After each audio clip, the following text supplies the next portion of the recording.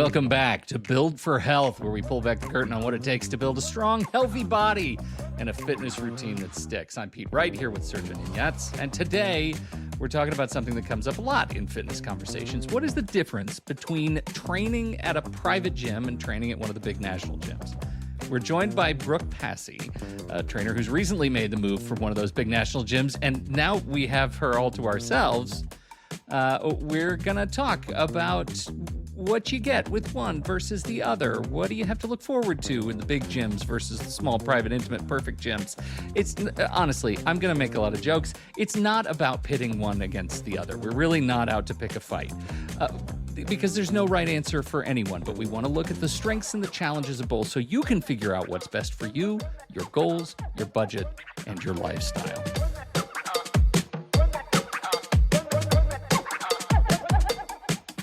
Srdjan, Brooke, hello. We are doing a podcast together. This is fantastic. Hello. Yeah, this is awesome. Brooke, this is your first? Yeah, I've never been on a podcast before, so this is awesome. May it be the first of many.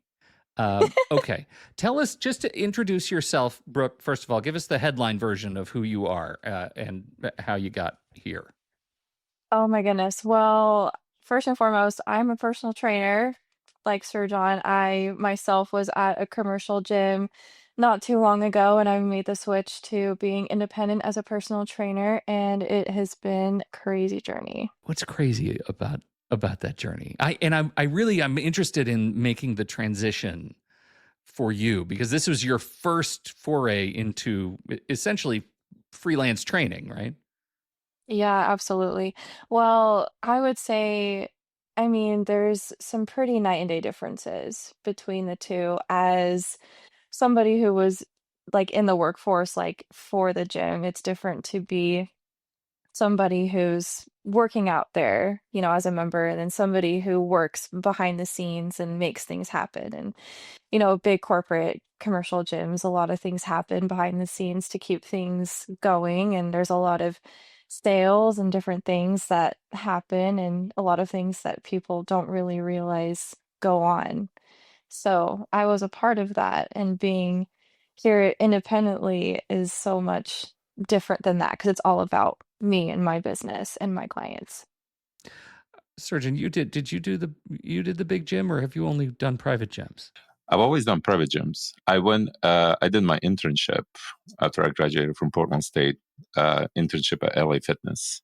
Okay. That's kind of where I kind of got the little taste of it and saw what it's like to be in one of those. And that's kind of when I decided that that's not where I want to be. That's not where I wanted to end up. So I decided to start going to the private gyms. Well, I'll tell you, I have to come at this from the perspective of a customer, of somebody being trained. And I'm curious from both of your perspectives, Brooke, probably because it's just more recent. How does incentive work at the big gyms, right? When you are a trainer at a national gym, what is your primary incentive when working with people at the gym? So, it's not that surprising to me, just because I was the one working there, but our main focuses and goals are numbers. We're just a bunch of numbers to the higher ups. We are what makes them money. And so ultimately at the end of the day, that's what it's about. It's not really about the members. It's not about you. It's not about your goals. As much as they'd like to say that's what it is, it really isn't. So, and when you talk about numbers, are you talking about just new recruited people to train, or is it just number of hours you're training individuals? How is that calculated? All of it. So, numbers. So the more members there are, the more money they make, off of their memberships.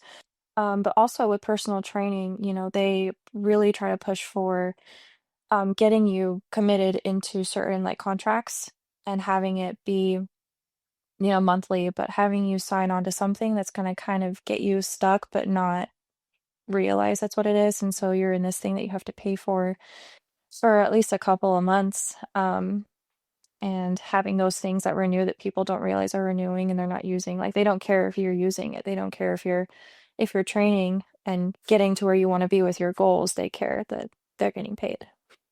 Yeah, and I mean, we're all capitalists here. Like I get that. Like I don't think Srdjan's gonna grudge bringing in some more clients to the gym. That'd be fantastic. Totally.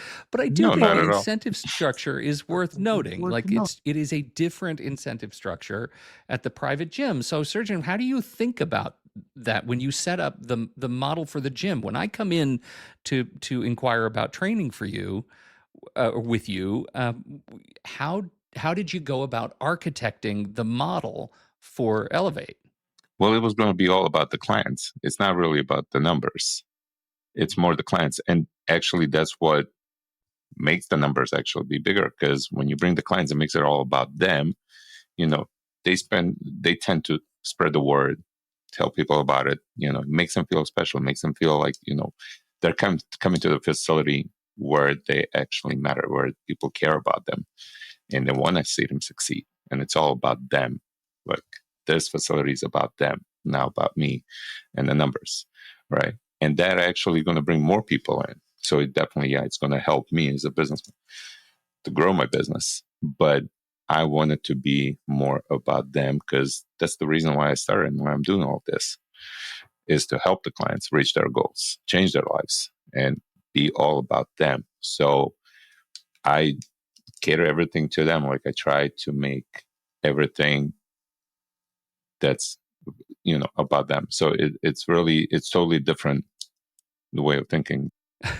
We've already come off the rails, you guys. It really sounds like we're bagging on big gyms, and I don't want to do that. So can we just take a step back and talk about what it is, Brooke, like from your perspective, having recently been there, what is it that the big gyms do really well? What is it about the big national gyms that people like?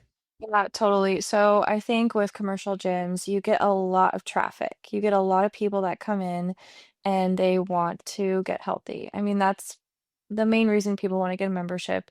And so I would say that that's like the biggest thing is like for most people, most of my clients, they always started with getting a membership at a commercial gym, and wherever that takes them, they end up finding me, because they go, they do their own thing, and then they feel like they can't get to where they want to be with just them being there on the machines and, all that. So I would say with commercial gyms, they're really good at kind of catering to,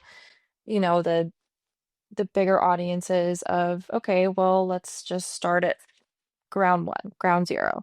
There's a certain kind of energy that comes with the big gyms. Like I go into a big gym, and when there are a ton of people there working out, like there could be kind of an excitement, right, about that, right? There's like an enthusiasm about, oh, we're all in this together, and we're probably all sweating, and maybe it sucks, and we're all upset, but we're all upset together because we're all hurting together, and that's all fine. We're okay with that. And so I think there is something to the energy and buzz of the big busy place, but the private gym mentality, and this is again as a client of both, there's something pretty special about that one-on-one time, and feeling like, oh, I've got the gym to myself, or largely to myself, with a couple of other people sort of training around. There's something pretty special about that. There's something that's calm and a little bit allows me to be more introspective, for lack of a better word, about my own sort of fitness efforts. Do you think about that in the private gym space, Srdjan? Like when you think about building the kind of environment you want, is this the kind of environment you like to work out in best? Is that, I mean, how did you come to designing the place? Well, because I wanted to design like a community.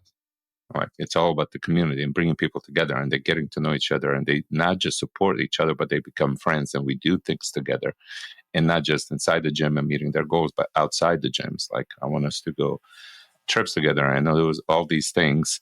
So it brings people closer together. I think that's the difference between private gyms and the bigger gyms.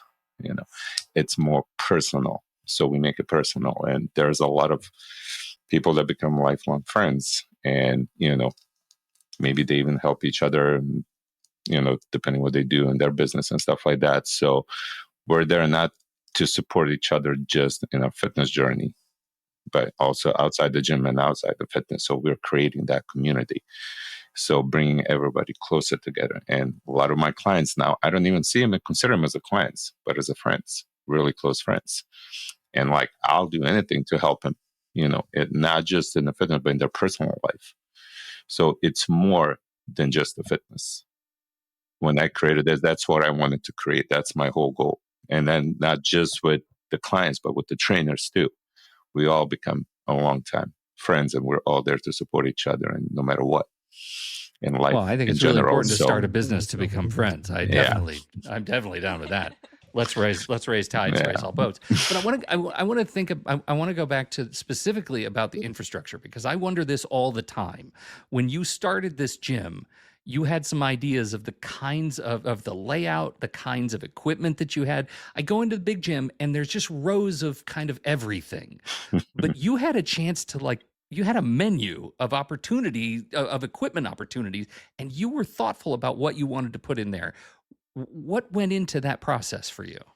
Obviously, you got weights, but you got some cockamamie, crazy stuff flying off of walls and stuff. How did you get there? That comes with the experience and just going around and all these not just bigger gyms, but the private gyms, the smaller gyms, and see what they have and what works, what doesn't, and how to make that smaller plates like functional. And you want to have everything you can possibly need.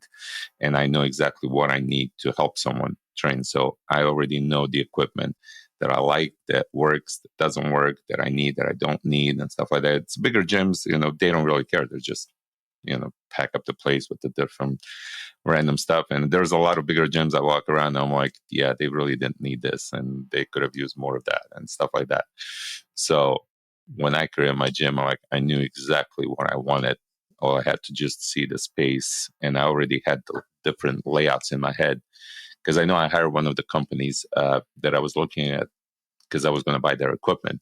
So they have a representative come in and they look at the space, and they were like, well, we'll design the layouts and all that stuff, the stuff that you need.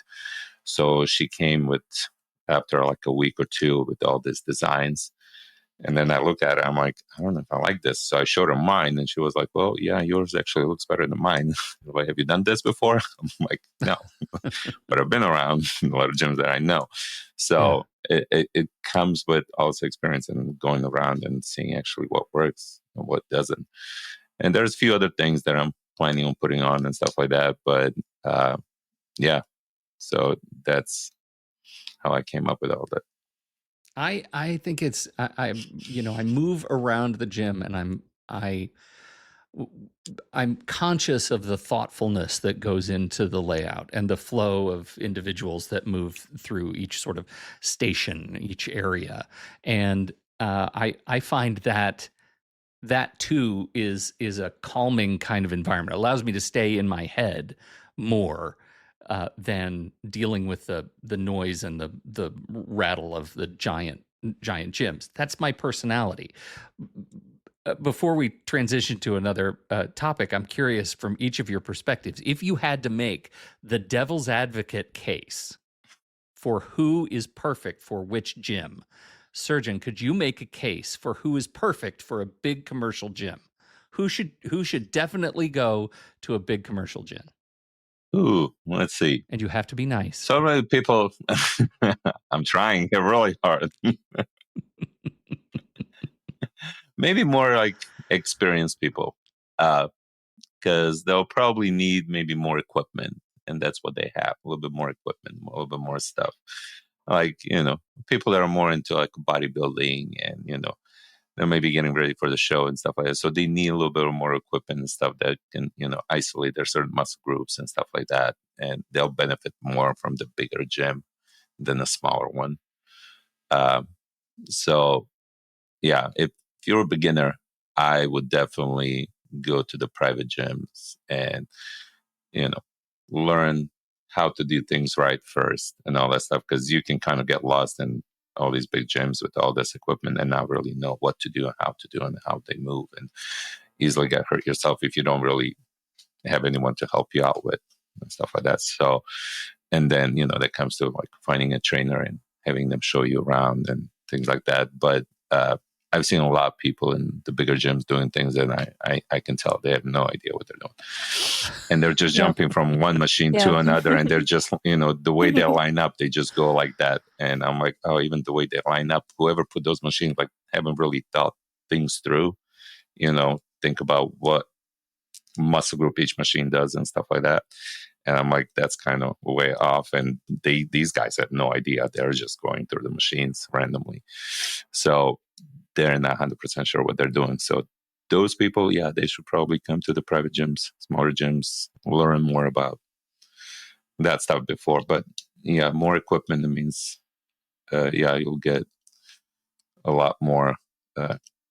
Usually the guys that are preparing for those, like, more experienced people. Well, yeah, needing less hand-holding. Yeah, If you know exactly. how to do what you need to do, Yeah. you have a good opportunity. All right, Brooke, he already sort of did it. Like, he already took a little bit of the wind out of your sails. But as somebody who just Well, left the big gym, make your case. yeah. Well, I think I have some perspective because I had all kinds of different clients at a commercial gym, and having to train somebody at a commercial gym is completely different than training somebody in a private gym. Oh, how? So, I mean, there's the obvious, like in a commercial gym, you have tons of machines and tons of people everywhere.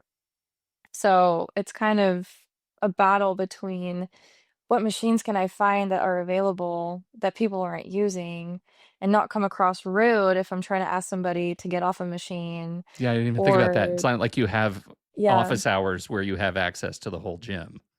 no way. It's kind of like the Hunger Games. You kind of fight over the machines and seriously, and if You've been if volunteered I for tribute.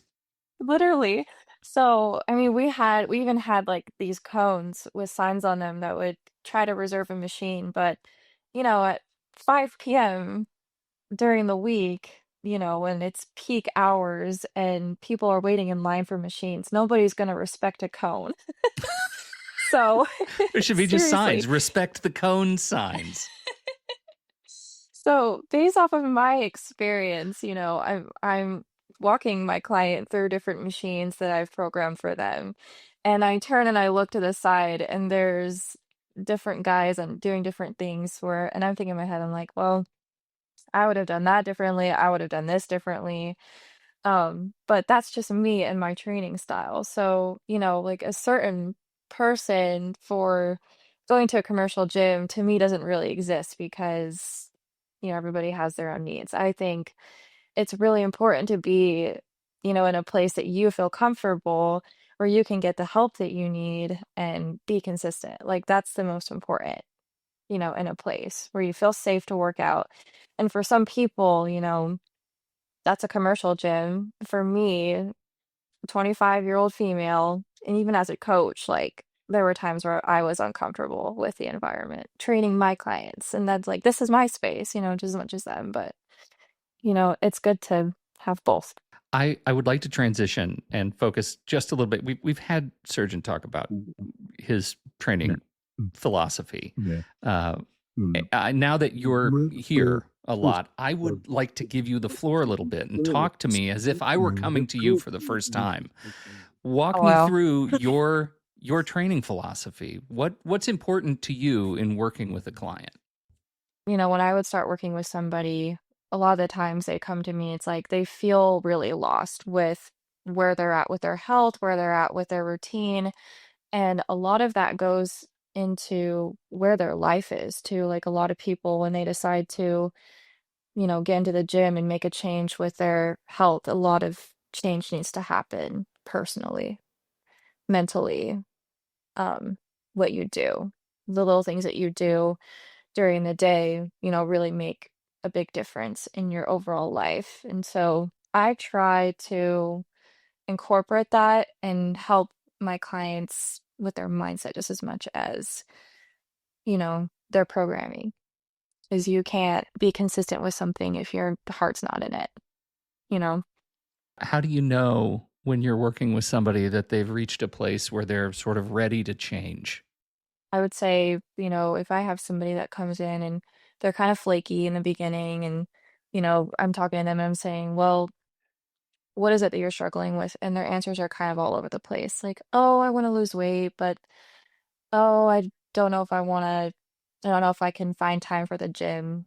That kind of tells me where they're at already, emotionally and mentally. Like, they're not really ready to commit to that change. But if I have somebody that's coming in and they're saying, like, I have this goal, I want to lose 20 pounds, I want to feel better, I want to look better, I want to, change how my energy is during the day, I want to fix my sleep schedule, like, that tells me where their heart is. That tells me, like, I know that they're ready for change. Sure. Does that make sense? Yeah, it does. Have you always been like a fit person? Did you know you wanted to go into this space when you were, I don't know, 8 years old? Were you always like doing pull-ups and stuff, or did you have to kind of come to terms with that yourself?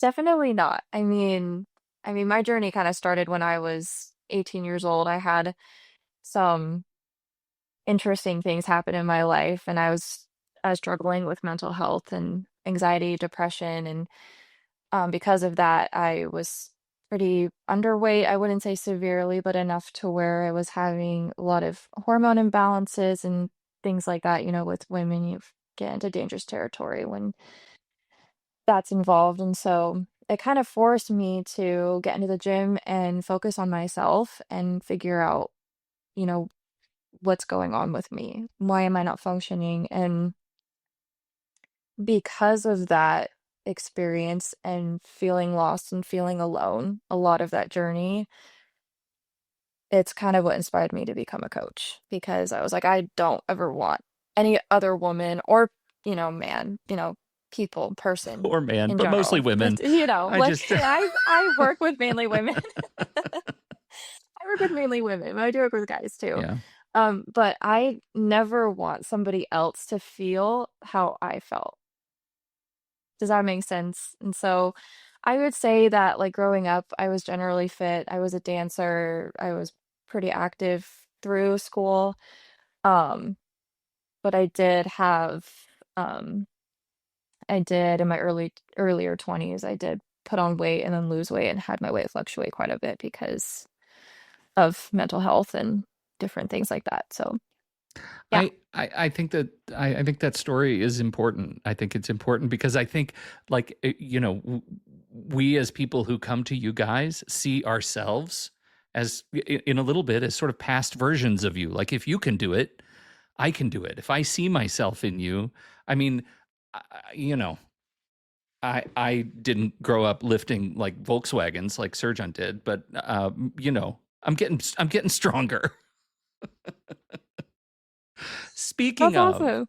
thank you for sharing that story. It's vulnerable to share the story on a podcast, and I just want you to know Sure. I Thank appreciate you. that. I think it's important, Yeah. and I hope it helps others just kind of understand that the staff at Elevate is is working with the same stuff.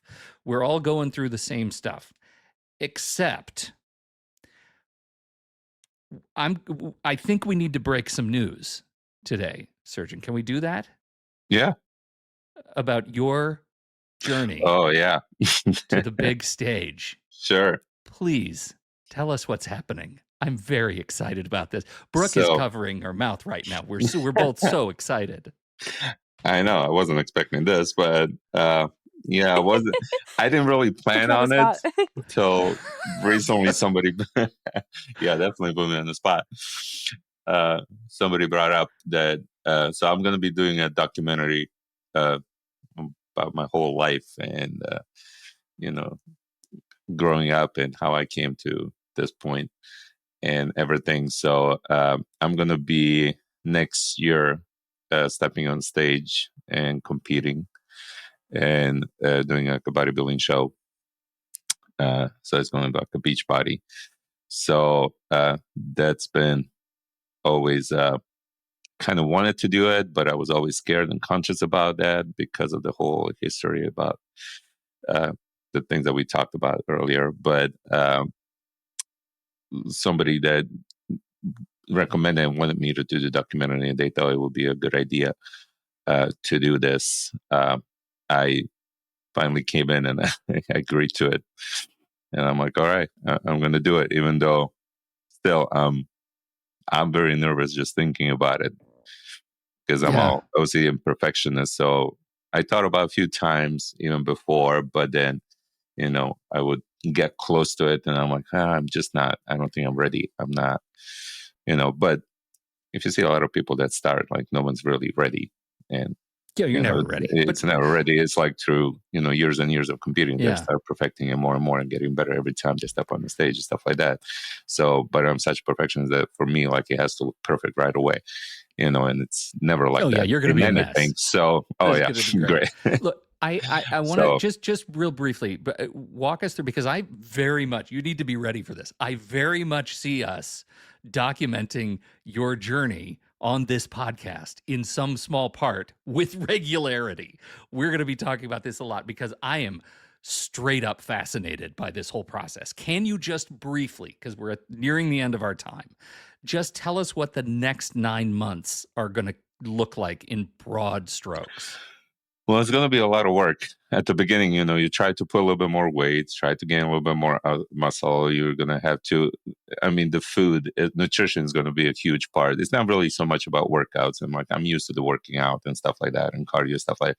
It's the nutrition part that's going to be really tricky. And towards the end, I will find someone who has a little bit more experience in bodybuilding and find a coach that's going to be helping me exactly with the nutrition and diet when it comes to cutting. Like now the first phase, it's going to be bulking up and trying to put as much muscle as possible. And I want to try to get at least 10 pounds more muscle if I can, and try to kind of keep my body fat percentage low if it's possible. But that's not the hard part. The hard part is going to be when you start getting closer to the show and then you start cutting and you start, cutting your carbs and all that stuff and slowly start depleting and getting your body, the fat percentage down.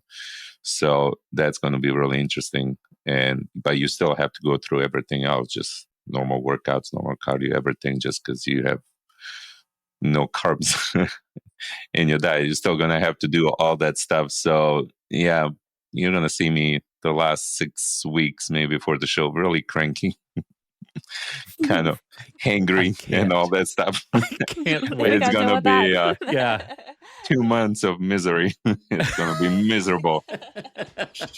So I'm not going to be we'll a very be ready happy, for it. very happy person. I'm thrilled for you that you have made this choice. I think it's the right choice. I'm super excited that it gets to be sort of just documented, but also that it's something new for you, and it's just really exciting to watch you kind of get. I almost feel, I know you kind of made up your mind already, but I almost feel like during our hour yesterday in the gym, you came to terms with it even more. Like when we started, well, I'm kind of thinking about it. And by the time we'd hit our last set, you were like, yeah, so I'm going to do it. That's like where we are. And I'm very excited about it. I'm excited to bear witness to it, and certainly excited to learn about what you're doing to prepare. I think it's going to be educational for all of us. So, well, yeah, it helped me because now I have a goal. Like I always had a goal, like what I want to do. So now this gives me something to work towards too. So it's going to be more fun and interesting. And all my workouts now are going to be a little bit different because now towards something, I'm actually doing towards something and trying to achieve something and go towards that goal. So, and you guys are going to be able to see it. So I'm going to do somewhere a show that's close by and probably going to be in Lincoln City. Oh yeah, front row, baby. So, front row. Uh-huh. Yeah. This is great. How much have you eaten today? I haven't eaten much. I actually took a lot of naps today. You started. You took a lot of naps. Hey, naps is important. Rest. Naps okay, is I'm trying to prepare myself. I tried to do a workout. Brooke saw me. I stepped on the machine. I did one set. I'm like, I'm not feeling it. Like, now I went back to sleep. So off to a hell of a start.